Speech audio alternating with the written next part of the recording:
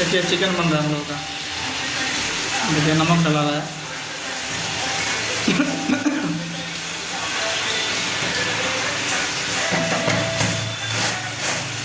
क्या देखा रहे हैं? इसको खा रहे हैं किसी को, मैडम के इसको समझ लीजिए।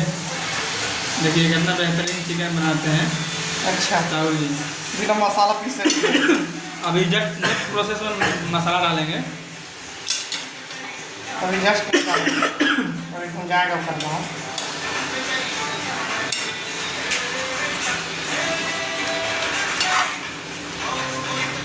तो हम लोग देहाती स्टाइल में बनाते हैं, वही हर का आदमी है। बनना भी चाहिए। देखिए ढक दे दिया गया। अब